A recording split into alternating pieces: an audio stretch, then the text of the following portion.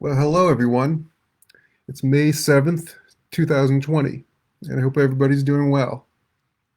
Um, One thing that I just want to mention before we get started is if you have any questions, please hold them till after the lecture, and I'll answer anything you want then. So, well, let's get started. So, welcome to An Education in the Grotesque, the Gargoyles of Yale University. I'm Matthew Duman. I'm a photographer and graphic designer who grew up just north of New Haven in Bethany, Connecticut. I attended the Gargoyle Free campus of Central Connecticut State University, but developed an appreciation for Gothic architecture while studying in England. Just over 10 years ago, while looking for a personal photographic project, I realized Yale architecture would be a great subject. I had walked around Yale a lot growing up, but I never stopped to look at the details in the buildings until now. It came as no surprise that there are many historical references in Yale's architecture. But what drew me in was the artistry, social commentary, and above all, the sense of humor and fun to be found there. I discovered a lot of things to photograph, but to truly appreciate them, I had to know what they meant. After a lot of research, I published the book An Education in the Grotesque. From there, I began giving lectures and walking tours. If any of you have been to one of my events, you know that I lead them dressed in a safari outfit. Even though you cannot see me, I'm wearing it right now, because it just didn't feel right to do this without my pith helmet and safari vest. So I'm not a psychic, but I do have the distinct feeling you're wondering why I would be dressed like this. It's because I'm going to take you on a grotesque safari to a place where you can observe the behavior of gargoyles in their natural habitat. In other words, the campus of Yale University in New Haven, Connecticut. Yale is a university with deeply rooted spirit and traditions. This is the result of a number of factors, not the least of which is the physical presence of the campus itself. Architecturally, cities happen largely by accident. In general, they develop as a patchwork of different architectural styles, each architect trying to make his or her own unique mark on the urban landscape. But other communities, like a college campus, tend to direct more attention to the cumulative effect of their buildings and open spaces. More emphasis is put on the harmony of these spaces toward each other and what the campus as a whole says about itself. The collegiate Gothic architectural style is just that. It's a statement about the university, its history, customs, and values. In this style, these ideas can be dramatized quite literally in a building's decoration. And some interesting decorative elements of this trend are the grotesque and the gargoyle. Gothic architecture dates from medieval Europe, but the Gothic buildings that we see at Yale were built in the collegiate Gothic style. This was a popular trend around the turn of the 20th century, when decorating their campuses with Gothic buildings was meant to give universities a rich sense of history and tradition.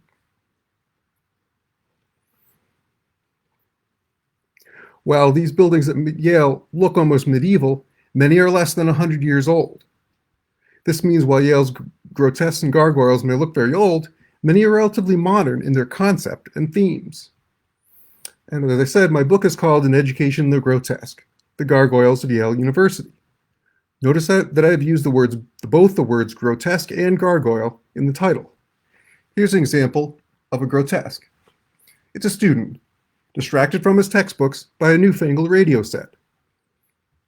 This was produced around 1930, so the radio is an antique by modern standards, but the concept of being distracted by new technology has never been more relevant than today.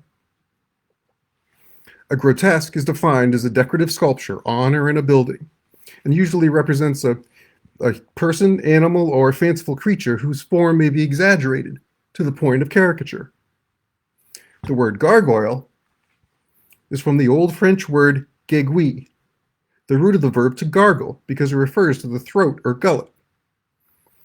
It's a specific type of grotesque that is used to channel rainwater off of the roof and away from the building, thereby protecting the masonry from erosion. So basically, it's a decorative rain spout. That having been said, I use these definitions in their broadest sense, to mean any interesting decoration on or in a building. I took this photo in the wintertime, when many gargoyles sport long, icicle goatees. I'm sure you noticed that my photos are in black and white. I made this decision very early in the project. Most of these sculptures are not painted, so their only coloring comes from the material from which they are molded or carved. Therefore, the personality of these sculptures comes mainly from their shape, which, without color, is defined exclusively by the light and dark areas. With all the color included, you might have overlooked this handsome face, but more on him later. In this case, color is only a distraction. Black and white strips the image of distractions and allows the true character of Yale's grotesques to shine through.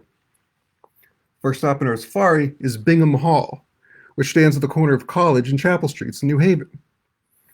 It was constructed in 1928 and has many memorials to Yale buildings and societies that have occupied this spot. But I'm interested in some of the other decoration, like this one, where university namesake Elihu Yale is shown in a crest flanked by these creatures. Now, what are they?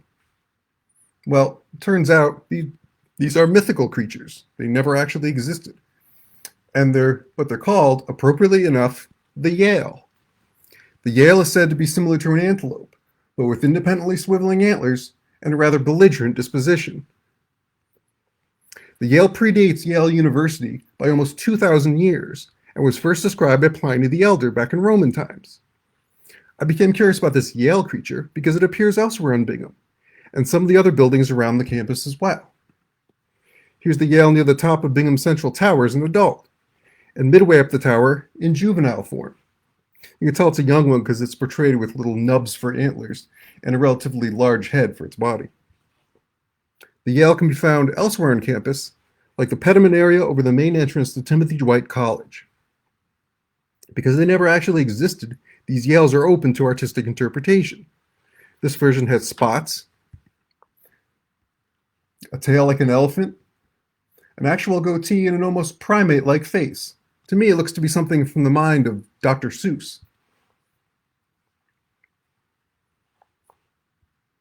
Davenport College features two different types of Yale.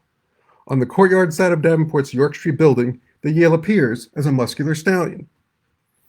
On the front of the same building, the Yale appears again as a fanciful Gothic pony. Why are there two different styles of Yale in the same building? Because there are two different architectural styles on this one building. From the courtyard, Davenport's York Street building looks like the rest of the college, designed in the Federal style, which is derived from the architecture of the Revolutionary War period, with red brick, white painted wood trim, with some decoration but very few grotesques. Now the Yales are up here. If you go through the exit tunnel down here, through the building and out to York Street, then turn around and look back at the building you've just walked through, you'll see the same building, but in the grotesque-rich collegiate Gothic style. This has been to harmonize with the other collegiate Gothic buildings across the street. On this side, the main entrance features students studying diligently. But there's another Yale family symbol, namely up here. At the crown of the archway is a wild boar trapped in a net, a symbol from Elihu Yale's family crest. The entrance to the kitchen is demarcated by a platter of roast turkey. Just above this is Dr. Faustus, who, according to German legend, sold his soul to a demon for knowledge and power. These grotesques are strategically placed, serving as a warning to those who are gluttons for food, as well as those who are gluttons for knowledge and power. I include these because they demonstrate another point I want to make about Yale's grotesques. Sometimes it's not just the form of a grotesque that's important. Their location can play a significant role in their meaning as well. To further illustrate this, on one side of a window frame, a student reads by oil lamp, the lamp from Yale's slogan, Light and Truth. With A, there's the lamp here, and then with AC for academic college written below. On the opposite side of the window, an engineer uses a surveying scope and plumb line with Chef for Sheffield Scientific School below. These two grotesques are on opposite sides of the same window. Both schools are part of Yale College, but their placement on opposing sides of the window demonstrates the distinct entities these schools have become by the late 1800s. Vanderbilt Hall is a dormitory and old campus that's guarded by these ferocious canines. Now near the top is a lion gargoyle. Note the drain in its mouth. Also note the square of foliage below it. There are many of these spaced around the corners of the building. But some of the others are strangely symmetrical, with recognizable facial features: eyes, nose, mouth, and in this case, cheeks.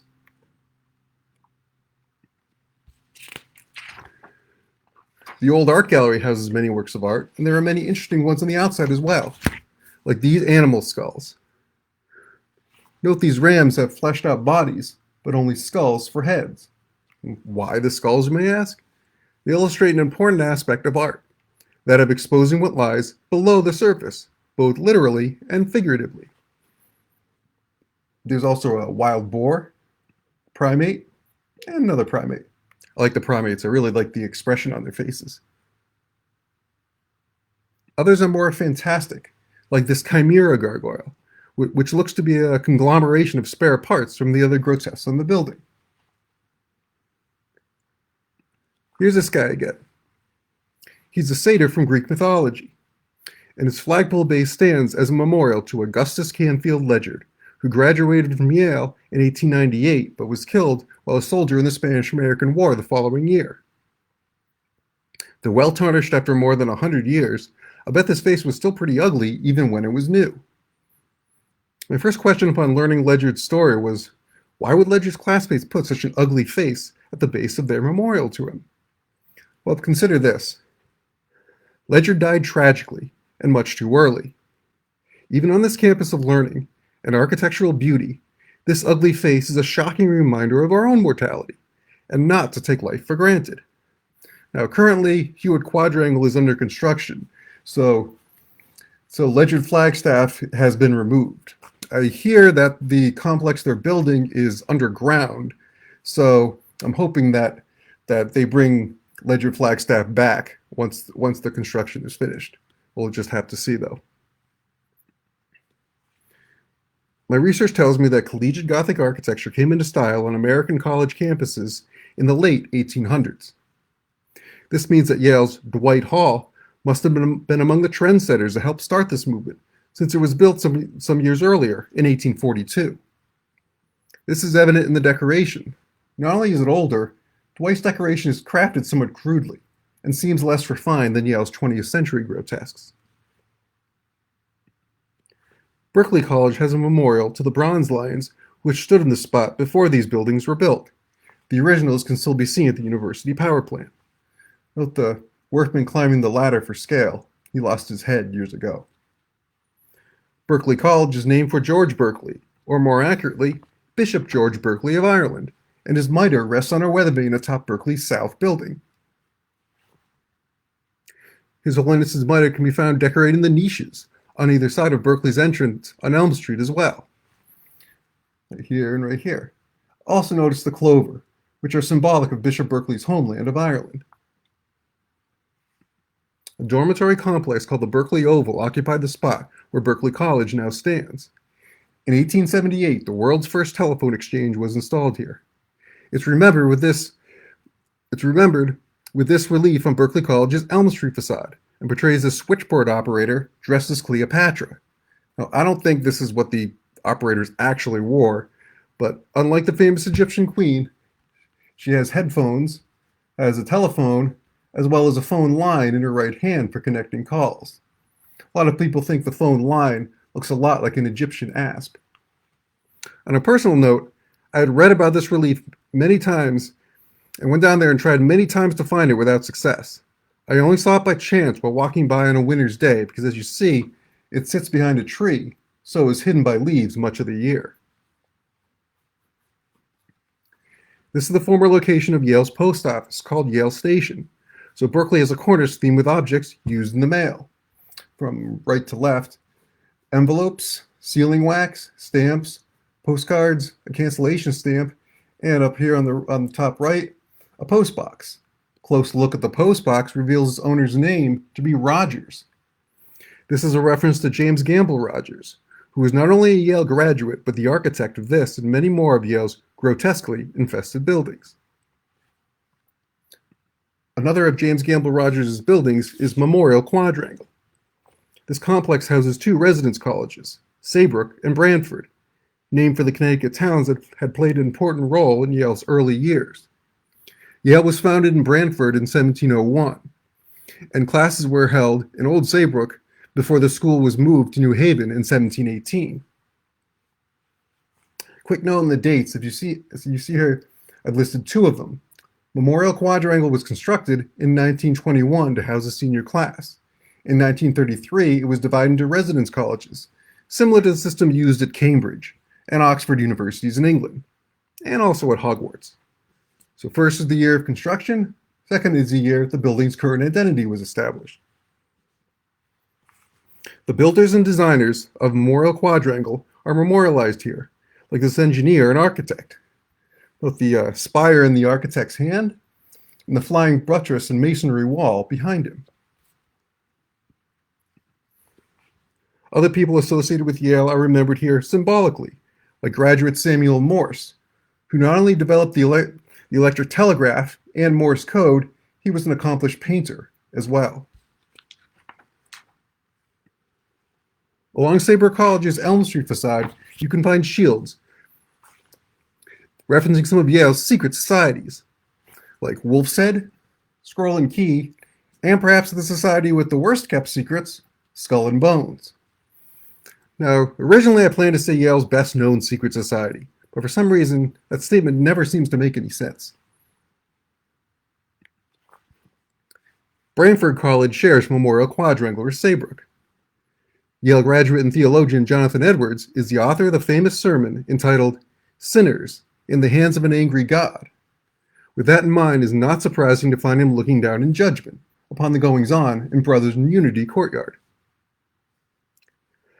An interesting thing about Memorial Quadrangle is, in addition to references to people and events of Yale's past, there's also some strange things as well, such as these characters roosting under a bay window.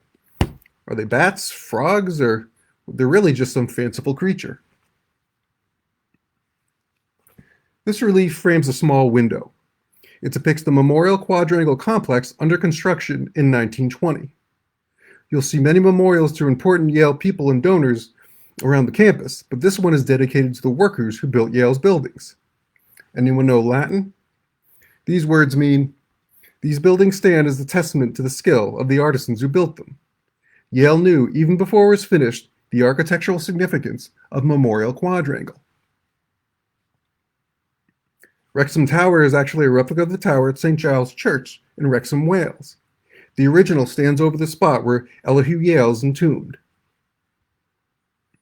The Yale version of the tower has decorative human grotesques around its facades, but a closer look shows something else, namely up here. Small versions of Yale's mascot, Handsome Dan the Bulldog, are hidden on the tower as well, similar to the hidden Mickeys of the Disney theme parks. To me, the Yale campus is a lot like Disneyland. Handsome Dan appears again at the entrance to Wrexham Courtyard, this time as different student characters. A football player, an ROTC officer that somebody drew a mustache on, and a nerd, complete with glasses and bow tie. Now I have to interject a little anecdote. When I was giving this lecture at one of the Connecticut libraries, I didn't realize until after my presentation that the program coordinator, the one who invited me to come and speak, was wearing glasses and bow tie, so I had to apologize for that remark. Harkness Tower is the most distinctive feature of Memorial Quadrangle. Like a film or stage prop, Harkness Tower uses forced perspective to appear taller than it actually is. The size of the architectural elements gets smaller the higher they are positioned. The tower itself tapers and is divided into thin spires at the top. This mimics the convergent effects of visual perspective. As a result, a prominent tower appears much taller. Ironically, the tower looks taller the farther away you get. Also notice that most of its ornamentation is concentrated on the top half of the tower, suggesting that it was designed to be seen from far away. Decoration positioned on the lower reaches of the tower would be obscured by trees and other buildings when viewed at a distance. The lower decoration around the clock face consists of 8-foot figures of Yale worthies, such as Noah Webster, senior holding his dictionary, and Elihu Yale himself. Near the top are smaller student figures, representing the freshman, sophomore, junior, and senior classes. Close look at the tower shows some odd things. Like down here, a man with a bird standing on his head. And up here, a bulldog puppy. Sterling Law Building has many grotesques, some of which are even critical of the legal profession. Lining the main entrance arches are vignettes, demonstrating different aspects of the legal system. Some are symbolic, like this prisoner, who must decide between the influence of an angel and the devil. And others are more brutally specific, with the bag of loot in the thief's hand and the safe he broke into to steal it. Above the main entrance door is a relief depicting a lively professor teaching a less than lively class. A frequent theme found in the grotesque of this building is the results of succumbing to the temptations of man's vices, like alcohol and laziness. Now note that laziness isn't only portrayed by his position, but by the fact that spiders have built their webs on him and his books, implying that neither has moved in a while. But if you look all the way over to the lower left, there's a liquor bottle. And as you see, there's no webs on that, so that apparently just moved. Under a bay window along Wall Street are a judge and policeman surrounding criminals that represent three of man's vices. There's a thief with a rope for sneaking over walls for greed, a rather discreetly portrayed prostitute for lust, and a drunkard with an overflowing liquor bottle soaking his head for gluttony.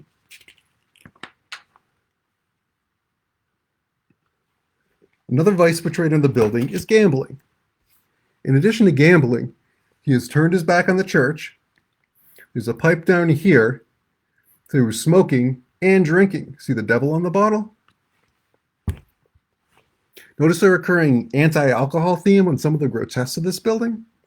Keep in mind that this building was built in 1930, before Prohibition was repealed, so the evils of alcohol were still widely touted. One interesting thing about this grotesque, it's paired with another of a man piously reading the Bible, so you can contrast the good and the bad paths a person can take. Someone on one of my tour groups perceptively pointed out that of these two figures, it's the gambler who's actually smiling. So I'll leave you to interpret the significance of that for yourselves.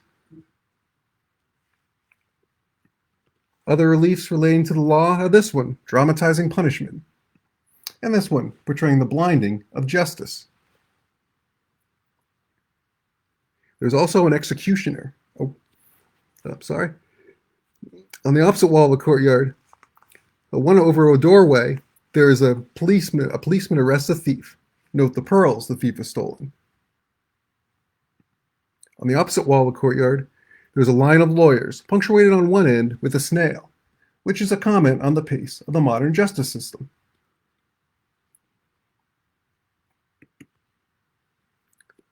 There's also an executioner to demonstrate one possible outcome of the proceedings. Some of the roofs are topped with different characters, like this bulldog in judge's robes. Note the S on his medallion for sterling. Others personify different, less than admirable characteristics of the legal profession, like this nicely dressed litigator with the head of a mule. Some stonework may look like generic decoration, but that doesn't mean you can't find something interesting in it, like these manacled hands decorating the ceiling of an exit portico on Grove Street.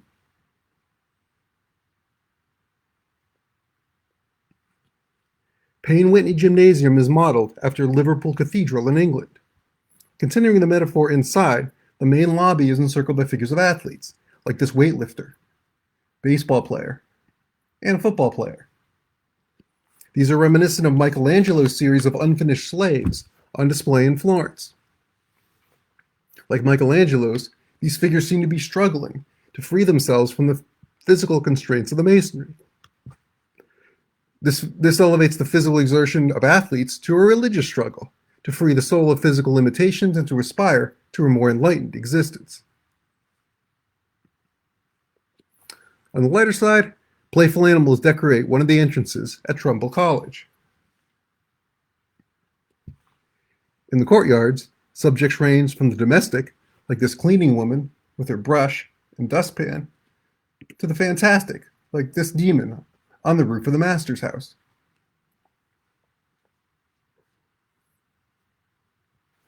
This is one of the only grotesques I found that's painted. In fact, it's painted every year to look like various characters. This one represents the college's current dean, having a private moment. Its location? Why, a roof in Potty Court, of course.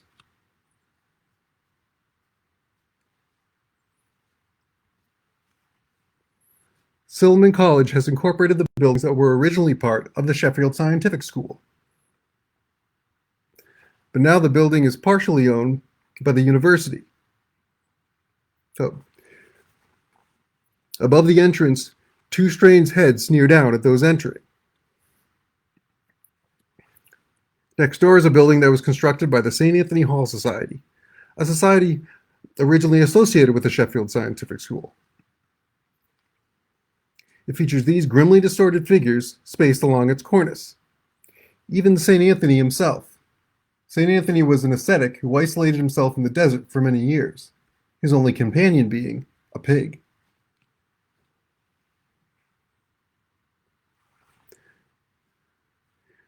Next door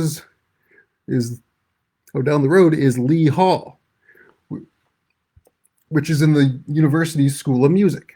So why does it have these bruised and bandaged bulldogs carved into its front door? Why is there an angel of mercy above the entrance and the rod of Asclepius as well?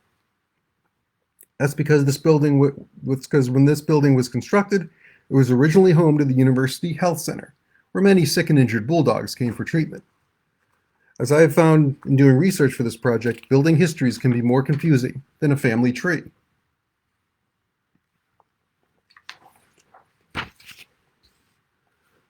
Many of Yale's buildings are designed to look like they date from the Middle Ages, but the Hall of Graduate Studies is intended to look much older.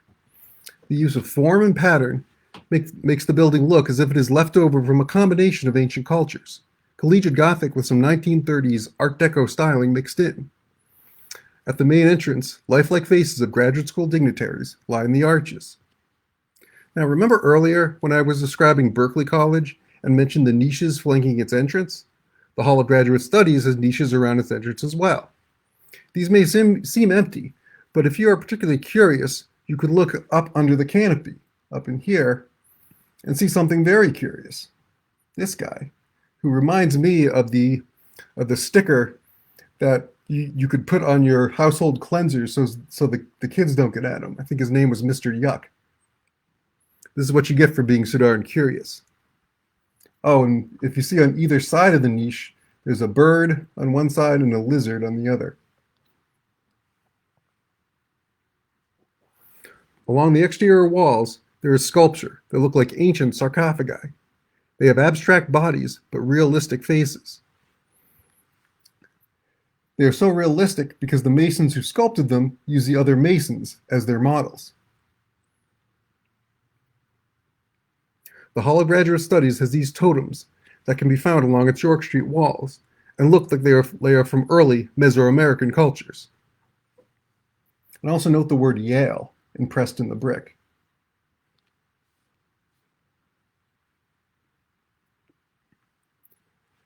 Sterling Memorial Library is a library which was designed as a medieval cathedral to knowledge.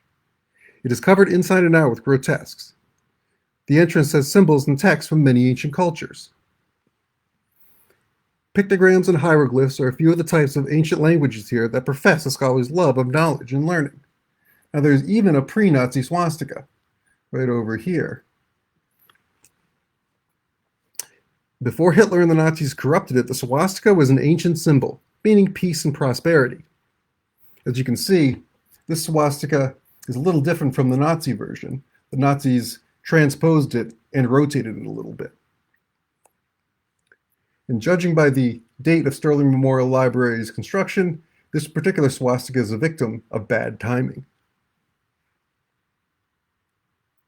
A medieval scribe and scholar can be found on either side of its main front window arch.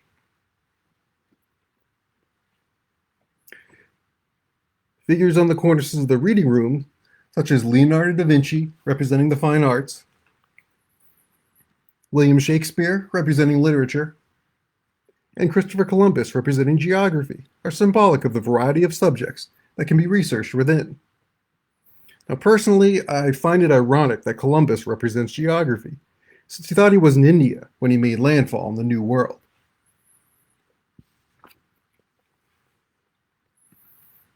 I had said Sterling Memorial Library was built to resemble a cathedral, and it even comes complete with a confessional, though the person you may be confessing to might be miles away because it's actually a phone booth.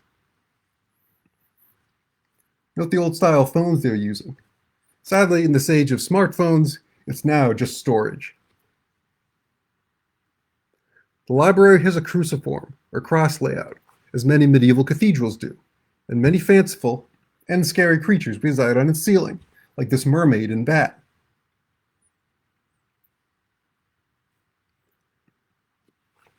The exhibition hallway features many corbels between its windows. One shows you can find unexpected things in your studies, maybe something you'd rather not know, and that might make your hair stand on its end. Note the owl for wisdom in front of him, and death creeping up behind. No matter how hard you are studying, it's still important to keep a sense of humor.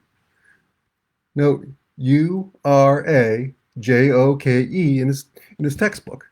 Looks oddly similar to the text speak of today.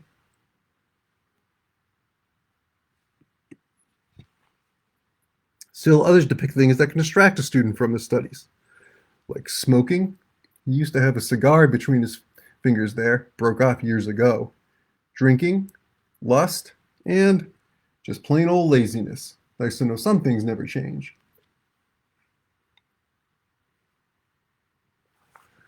Sterling Memorial Library predicts its own significance by depicting this guide giving a tour of the building. The figures at their shoulders are neighboring corbels, and there's a bulldog at the bottom. If it looks dark around the guide's mouth, it's because someone had recently put lipstick on him. Even the janitor's duties are immortalized. Outside of the Star Reading Room, a variety of heads are spaced between the windows, representing the different cultures of the world. A Turk, an African tribesman, and an Eskimo are among them. This room is just inside the entrance from Wall Street and has a lot of decorative stonework. Inside this decoration is a hidden animal. And I don't mean the bird at the top. What does the strange creature conceal at the bottom of this decoration? A large spider is hidden in this decoration. Now, I'm no sculptor, but I would think that is no easy task to carve inside of such a tight space. Why go through the trouble to sculpt something which many people may not even see? Well, when you hide little surprises in the decoration, it forces those who do find them to look closer and appreciate all the stonework, enhancing the overall experience for them. Something to which I can personally attest. Just outside the entrance from Wall Street, a lamp is held by a disembodied hand, reminiscent of Thing from the Addams Family. Above the lamp is a beetle and its larvae, whose scientific name escaped me, but I do know that its larvae is commonly known as the bookworm.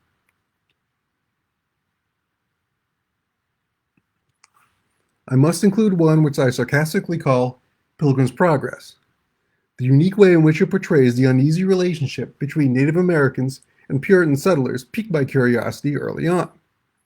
This raw and brutal view of history was the first to make me realize that Yale's grotesques are more than just historic sculpture, and set me on the path to seeking out as many as I could find. That having been said, I'd like to update you on the progress of Pilgrim's Progress. Here's the photo of Pilgrim's Progress from the previous slide. I took this over 10 years ago. Here is Pilgrim's Progress in a photo taken in 2017. You see the difference? The Puritan's rifle has been blotted out. This was an attempt at political correctness. However, if you look closely, you'll see the Native American's bow is still visible. Ironically, you can interpret this in a very un-PC way. Since only the Native American has a weapon, he is now portrayed as the aggressor. This only furthers the outdated stereotype of the uncivilized savage Indian preying on the defenseless European. Now, if Marty McFly from Back to the Future has taught us anything, it's that you can't change the past without ruining the present. Now, currently, if you go down here, this is on the back entrance to Sterling Library on York Street, kind of right across from the entrance to Toad's Place. You'll find that this grotesque is gone. There was so much controversy that ensued from this, from their attempt to edit history, that they removed the sculpture altogether, and they took the other one from the other side of the gate, which is a student and his tutor, and then transposed it and made a copy and replaced Pilgrim's Progress with it. Another decorative element at Yale that I want to show you is not a grotesque or gargoyle at all, but it does demonstrate the level of thought that was put into the detail on campus. Many of Yale's Gothic buildings have some form of multi-pane steel casement window. You'll notice in this photo that two of the panes look as if they've been cracked and repaired. Look at a few of these repairs and you'll notice that many of them are strangely similar. Specifically, a curve with another shorter one branching off it. So it looks like a letter Y, which just happens to be the first letter of a familiar university. It seems truly odd that so many window panes have randomly cracked it this way.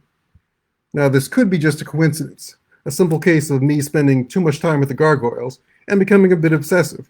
After all, I told you I am lecturing in a safari outfit, and not all these repairs look like this. But this type of repair does occur quite frequently around the campus. A bit too frequently, in my opinion, to be considered a mere coincidence. But I digress. Through the use of visual techniques like forced perspective, many references to literature, history, culture, and the sciences, the Yale campus is planned down to the smallest detail. Why? To cultivate a feeling of loyalty, unity, and sense of history and all those associated with the campus. When you set foot on Yale's campus, you know you have arrived somewhere special. Yale is an idea that transcends its architectural, spiritual, physical, scientific, and intellectual achievements. Yale, the concept, is much more than the sum of its parts. Yale's grotesques and gargoyles, along with its revivalist architecture, serve to deepen its historic foundation. There is much a part of the essence of Yale as Handsome Dan the Bulldog, or the Yale Precision Marching Band. They are essential to the ideals and spirit of the university. The most difficult thing about putting together this presentation was deciding which images to leave out. There are many, many more. Or as I like to say, Yale is more grotesque than you can shake a student loan application at, though any other financial aid document will do. So let me just say you don't have to travel to some exotic place in Europe to see interesting grotesques. They're as close as a trip to New Haven. So that's my lecture on Yale. I have since traveled to 9 other college campuses in search of grotesques, including Trinity College in Hartford, as well as out-of-state schools such as Duke and Princeton universities. Since I did the Yale book, Yale has constructed 2 new residence colleges with new grotesques.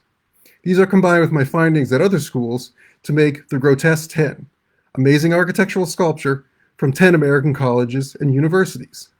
Both books are available on the websites shown on the screen and on Amazon. Currently, I am not leading tours of Yale, but I will resume them after the quarantine. If you have any questions about my tours, lectures, or books, you can email me at matthew.duman@yahoo.com. That's matthew.duman@yahoo.com. And lastly, I would like to thank Eric Hahn of Connecticut Wonderful and the Connecticut Historical Monument Society Facebook groups for encouraging me to do this and helping me to promote it. So if you enjoyed this, thank Eric. And if you didn't, well, I guess you can blame him. So that's my lecture. Are there any questions?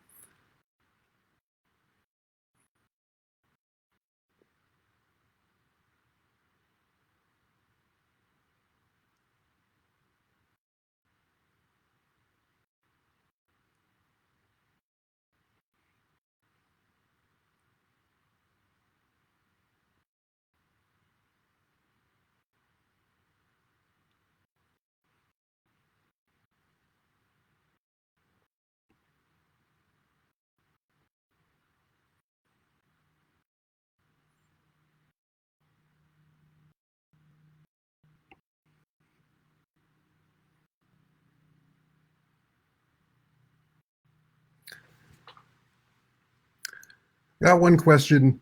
Do you know who did the law school sculptures? And I think it was Rene Chambellan, but I'm not 100% sure on that. He was in charge of a lot of the sculpture on Sterling Memorial Library.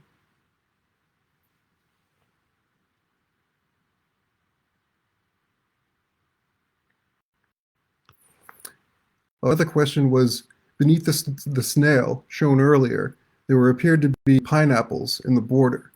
Anything to that? I can't say for sure. I did hear that there are some symbolism in the use of different plants and nuts and things. So there could be some symbolism in there.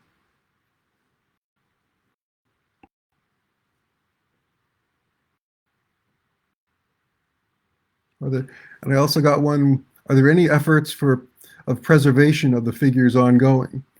Yes. If you go down to Yale at any given time, there is multiple sites of construction, because having these historic buildings is great, but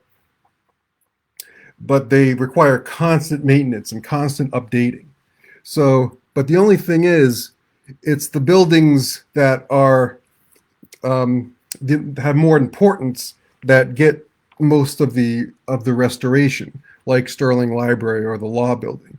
There are some other lesser important buildings with grotesques on them that the grotesques need a little work done. So it really just depends on the building. And I got another one. Has anybody ever asked about removing the swastika? Actually, no. I've never heard of anybody saying anything about it. I got one. Who are the designers of the grotesques?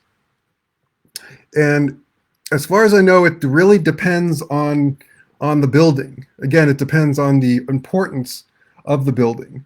Where I've heard that for Sterling Memorial Library, they actually had a committee of people made up of trustees from the university,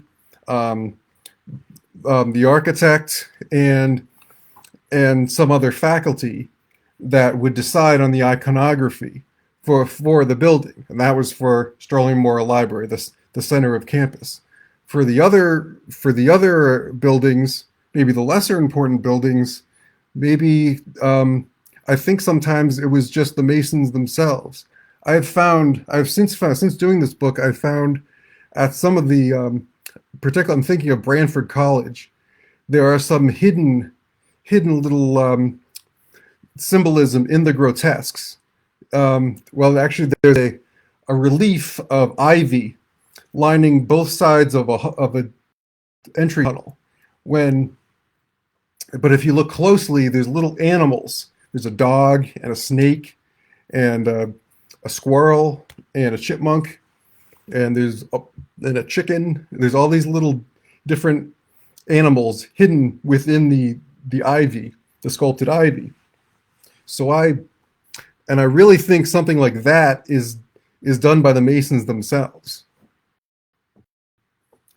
Do I have a favorite? Well, I guess my favorite is that Pilgrim's Progress one, again, because it's the one that really started me on this whole trip.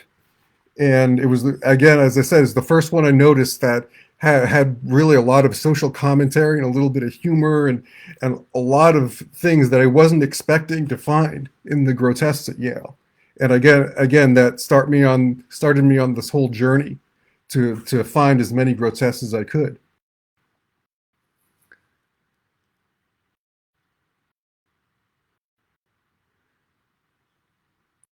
And I have one. Have you ever researched the Merritt Parkway bridges? No, I have not. But I always look at them and wonder where these grotesques have come from. I really like the bridges on the Merritt Parkway.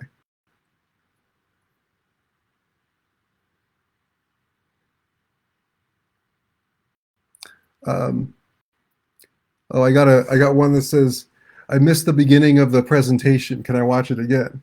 Yes, I'm hoping to get in a few days, hoping to get a video of this, and that I'm going to post up on this event site, on this event page, where you can go and watch the whole thing.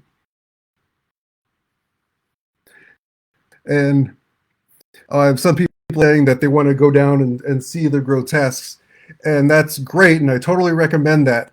I do recommend you bring some kind of maybe binoculars or a camera with a telephoto lens, because many of them are pretty high up, and you need help to get a good look.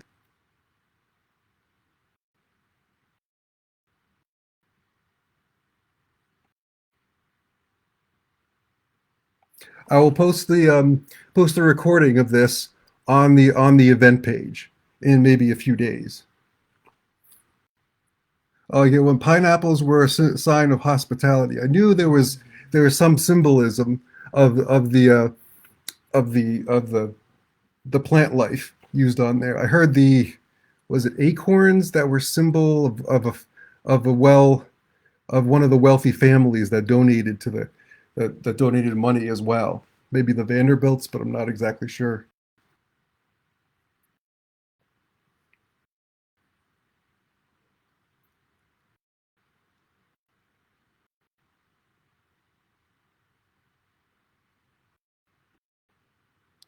That one, what are some good academic sources for this research? Well, there is not a lot written. There's a lot written on Yale architecture. There's not a lot written on the grotesques themselves.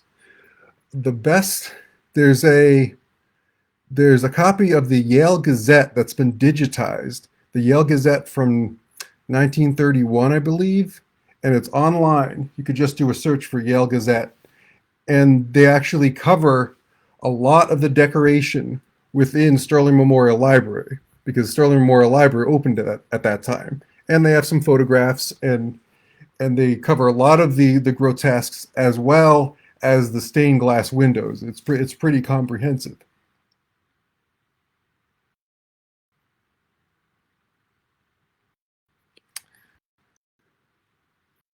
And, oh, I can also there is a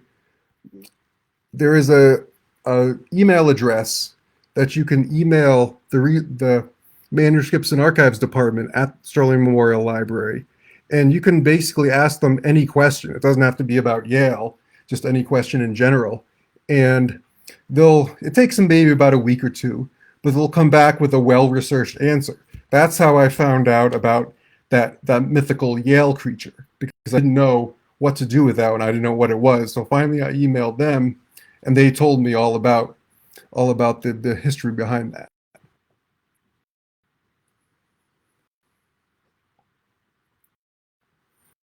Were the missing statues or figures that Sterling Memorial Library intended? Well, if you look at the entrance to Sterling Memorial Library, I counted, and there's 22 empty niches. Now, there's 22 niches, and of that, only one of them has sculpture in it, and that's the one in the center between the two entrance arches, and it has a medieval scholar. I cover this in my Grotesque 10 book. The empty niche was an aging technique that architects used. You're supposed to think, when you look at these empty niches, you're supposed to think that originally all of these spaces had sculpture in them, but throughout the building's long and colorful history, these were either removed, stolen, or just plain destroyed, when in actuality, they were empty to begin with. It's just another case of them trying to imply a deeper history to it.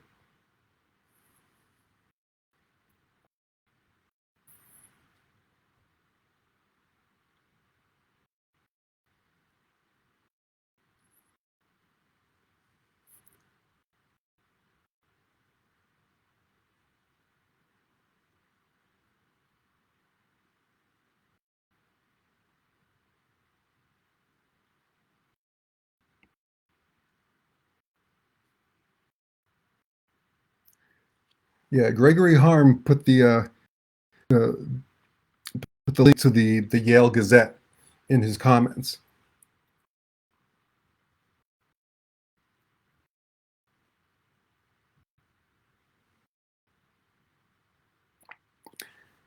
Keith Murdoch, any relation to Yale professor George Peter Murdoch?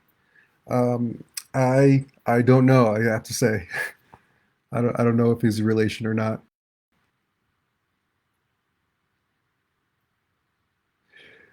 Yes, Gregory, Matt, I find that oftentimes trying to see everything is like drinking from a fire hose. There are so many to see. Yes, when I started this, I didn't know what I was getting into, and I started this in the summertime.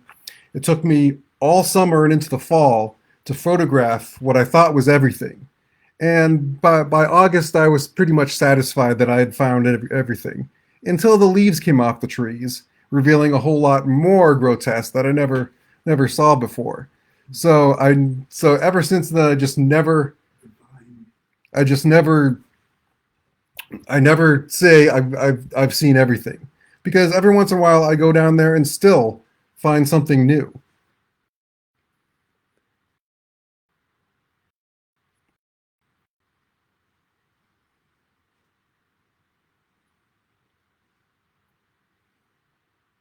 Have you ever researched cemetery monuments? No, I have not. I've looked into some of them to see what a little symbolism was here and there, but I've never done any formal research on them.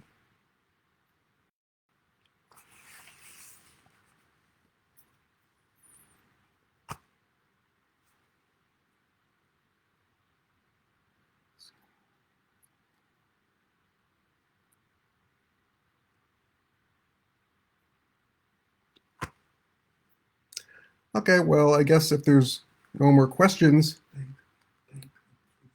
I'll sign off. Thank you for tuning in. I hope you learned a lot, and this is a really great experience. And I'm seriously thinking about doing my other lecture like this on the Grotesque 10 from multiple universities.